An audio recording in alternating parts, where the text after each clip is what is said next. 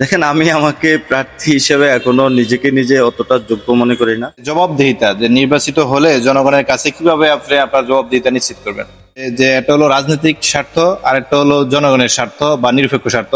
যেহেতু আপনি একটা নির্দিষ্ট দলের কর্মী, সেক্ষেত্রে আপনি কোন স্বার্থটাকে প্রাধান্য দিবেন বা কিভাবে একটা বিষয় জানতে চাচ্ছি যে আইন শৃঙ্খলার নিরাপত্তার ক্ষেত্রে এবং বিশেষ করে মাদক দ্রব্য জুয়া যারা খেলছে, যে এই জাতীয় ক্ষেত্রে আপনার মানে অবস্থান থাকবে। যদি আল্লাহ পাকের পক্ষ থেকে আপনি নির্বাচিত হয়ে যান, তাহলে আপনি সরকারি বরাদ্দ বা দুর্নীতিকে জাহানপুরে কিভাবে আপনি এটা লাগাম টেনে ধরবেন?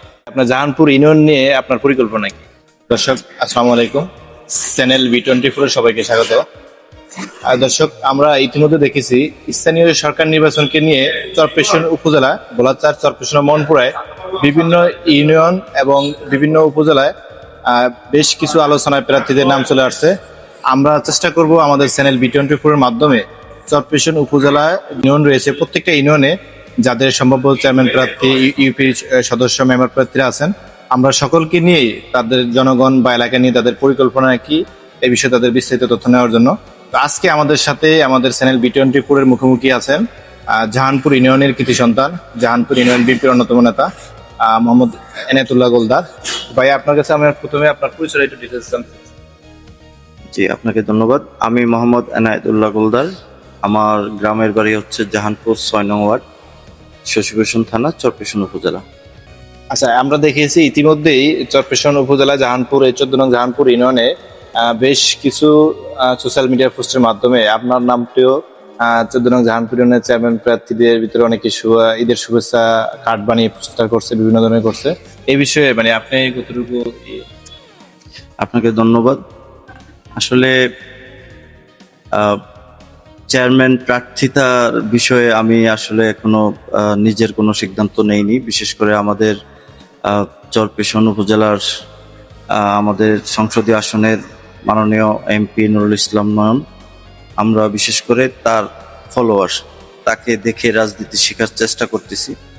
বিশেষ করে ধানের শীষের জন্য আমরা কাজ করেছি বিগত বছরগুলোতে। আমাদের বংশ পরম্পরায় আমরা বিএনপি পরিবারের সদস্য, সেই হিসেবে এলাকার লোকজনের জন্য বিভিন্ন ধরনের উপকার এবং কাজ করার চেষ্টা করতেছি। বিভিন্ন ধরনের অনুদান যতটুকু সামর্থ্যের মধ্যে থাকে মানুষের পাশাপাশি থাকার চেষ্টা করতেছি। আসলে নির্বাচন করাটা তো আল্লাহর ইচ্ছা, এইটা আমরা আসলে এখন আমি সিদ্ধান্ত নিলে তো হবে না। এখানে আমাদের এমপি মহোদয় দল থেকে কি ধরনের একটা সিদ্ধান্ত আসে, আর তাছাড়া মানুষ যদি চায়, আল্লাহ তাআলার ইচ্ছা অনুযায়ী আমরা হয়তো একটা কিছু করতে পারবো। সেই হিসেবে ক্যান্ডিডেট হিসেবে আমি এখনো নিজের নাম চিন্তাও করি না, কারণ আমি নিজেকে এখনো ওইভাবে এতটা যোগ্য মনে করি না। আল্লাহ যদি চায়, তৌফিক দেয়, ভবিষ্যতে দেখা যাবে কি হয়। আচ্ছা, যাই হোক, যেহেতু আপনি নিজেকে ক্যান্ডিডেট হিসেবে এখনো পরিচয় দিতে চাচ্ছেন না, কিন্তু তারপরও যেহেতু আপনি সমাজে সমাজসেবামূলক বিভিন্ন কাজ করেন, বিশেষ করে আমার জানা মতে জাহানপুর ফাউন্ডেশন উপদেষ্টা হিসেবে আছেন, তাদের প্রত্যেকটা প্রোগ্রামে আমরা থাকার চেষ্টা করেন, এমনকি বিএনপিরও দুর্দিনও ছিলেন, এখনো আছেন কার্যক্রমে। সেই হিসাবে আপনার জাহানপুর ইউনিয়ন নিয়ে আপনার পরিকল্পনা কি? দেখেন, জাহানপুর আমার জন্মভূমি। বিশেষ করে জাহানপুরের আমার জন্মস্থান হিসেবে ছোটবেলা থেকে আমার জাহানপুরে বেড়ে ওঠা, পড়াশোনা জাহানপুর প্রাইমারিতে, মাদ্রাসায়। সেই থেকে আমরা পারিবারিক শিক্ষা অর্জন করেছি আমার মায়ের থেকে। আমার মা অনেক সময় শিখাইতেন যে মানুষের পাশে থেকে মানুষের যদি কিছু সহযোগিতা করা যায়, এইটা এটা পরকালেও একটা বড় যাজা পাওয়া যায়। তো সেই ক্ষেত্রে আমরা আসলে কিছু অনুদান দিয়ে মানুষের পাশাপাশি থাকার চেষ্টা করতেছি। এইটা আজকে থেকে না, এটা আমি ছোটবেলা থেকে আমাদের একটা অভ্যাস, আমাদের ফ্যামিলিগতভাবেই, যে আমরা মানুষের যতটুকু সম্ভব যে উপকারে আসতে পারলেই ভালো লাগে। এইটা অন্য কোনো উদ্দেশ্য নয়। এটা আমাদের আসলে এটা আমাদের ব্যক্তিগতভাবে এবং আমাদের পারিবারিকভাবেও এটা একটা বহু বছর, বহু ছোটকাল থেকেও এটা হয়ে আসছে। আমাদের ফ্যামিলি, আমার বাবা মা দেখতাম যে ঈদ আসলে ফিতরার জন্য আলাদা করে চাল রেখে দিত। ফিতরার ওই রকম হিসাব থাকা সত্ত্বেও তারা কিন্তু দেখতাম যে 1 বস্তা 2 বস্তা চাল অতিরিক্ত রেখে দিত। যে ফিতরা দেওয়ার পরেও দেখতাম যে কন্টিনিউ এই কাজটা চলমান। আমরা সে থেকেই শিখে আসছি, মানুষের পাশে থাকার চেষ্টা করতেছি। এটা আসলে কোনো উদ্দেশ্য লালন করে নয়, এইটা মানুষের উপকারের স্বার্থে কাজ করার জন্যই।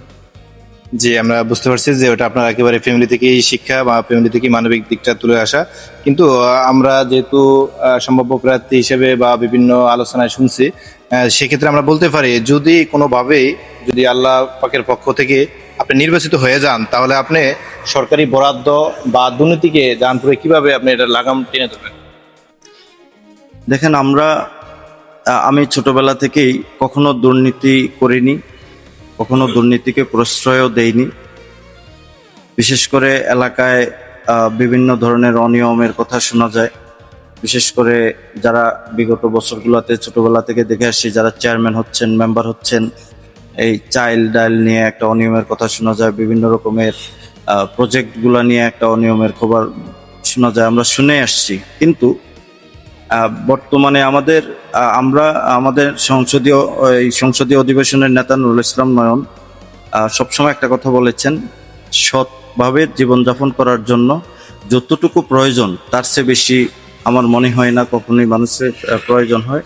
সেই ক্ষেত্রে পরিষদের যে বরাদ্দগুলো আসে, এইটা তো সাধারণ জনগণের, এইটা জনগণের অধিকার। আর বিশেষ করে যে মানুষের জন্য বরাদ্দগুলো আসে, সেইটা আল্লাহ রাস্তায় দান করার জন্য মানুষের যে চিন্তা ভাবনা থাকা উচিত।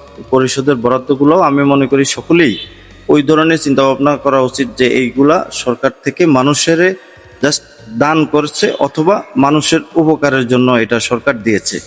তো যারা বিত্তবান আছেন সমাজের, আমরা আশা করব তারা এইসব বরাদ্দগুলা নিয়েই কখনো টানা আশ্রা করবেন না।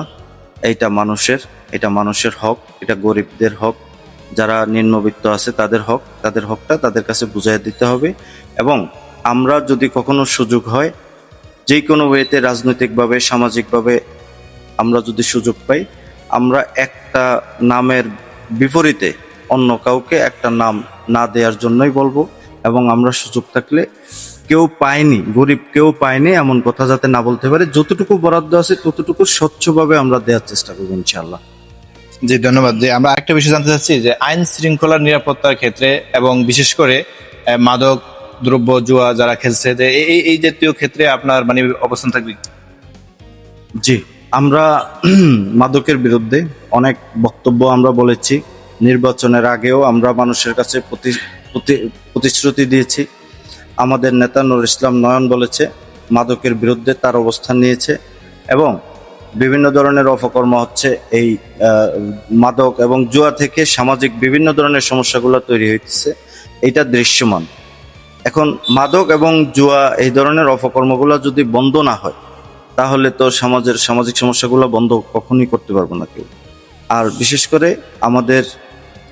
আমাদের নেতা নুরুল ইসলাম নয়নের যেরকম নীতিবান কথাবার্তা এবং তার কার্যক্রমও আমরা দেখেছি, সে বাস্তবায়ন করার চেষ্টা করতেছে। আমরা ইনশাল্লাহ জানপুর ইউনিয়নবাসী হিসেবে সঠিক পথে মানুষকে ফিরিয়ে আনার জন্য আহ্বান করব। এরপর যদি কেউ বিপদগামী হয়, তার বিষয়ে আমরা মিনিমাম বিশেষ করে থানায় অভিযোগ করব এবং এইটাকে প্রতিকার করার চেষ্টা করবো ইনশাআল্লাহ। যে আরেকটা বিষয় হচ্ছে যে একটা হলো রাজনৈতিক স্বার্থ, আর একটা হলো জনগণের স্বার্থ বা নিরপেক্ষ স্বার্থ। যেহেতু আপনি একটা নির্দিষ্ট দলের কর্মী, সেক্ষেত্রে আপনি কোন স্বার্থটাকে প্রাধান্য দিবেন বা কিভাবে কাজ করবেন? দেখেন, বিশেষ করে আমি ছোটবেলা থেকে আমি কখনো আমার স্বার্থ চিন্তা করিনি। আমি যতটুকু করেছি, যতটুকু ছিল, এটা আমার সহযোদ্ধা এবং সাধারণ মানুষদের জন্যই করেছি। ভবিষ্যতে ইনশাআল্লাহ যতদিন বেঁচে আছি, এইভাবে থাকলে এই মানুষের জন্যই কাজ করব, এই কাজ করার ইচ্ছা। ভবিষ্যতে কি হব, কোথায় থাকবো জানি না, তারপরেও ইচ্ছা আছে যতদিন সুস্থ এবং সজ্ঞানী থাকি, মানুষের জন্য কাজ করে যেতে চাই। আরেকটা বিষয় হচ্ছে যে জবাবদিহিতা, যে নির্বাচিত হলে জনগণের কাছে কিভাবে আপনি আপনার জবাবদিহিতা নিশ্চিত করবেন? দেখেন, আমাকে প্রার্থী হিসেবে এখনো নিজে অতটা যোগ্য মনে করি না। আর নির্বাচিত হইলে সেটা ভবিষ্যতে আল্লাহ কি করে দেখি, ওইটার উপরে দেখা যাবে। আমি আরেকটা কথা বলে গেছিলাম, আমাদের সমাজে সালিশের নামে যে একটা স্পষ্ট চাঁদাবাজি হচ্ছে, এইটা একটা নীরব ক্যান্সারের মতো এলাকাগুলোতে রূপ ধারণ করেছে।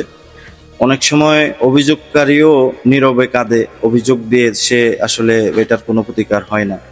সালিশ বিচার এগুলা সারা জীবনই থাকবে, কিন্তু আমার পরামর্শ থাকবে, বিশেষ করে সালিশের নামে এই সমস্ত চাঁদাবাজি ঠকবাজিগুলো যাতে সমাজ থেকে দূর হয়, তাহলেই সমাজে ইনশাআল্লাহ শান্তি, সুশৃঙ্খল এবং সুশৃঙ্খলতা ফিরে আসবে।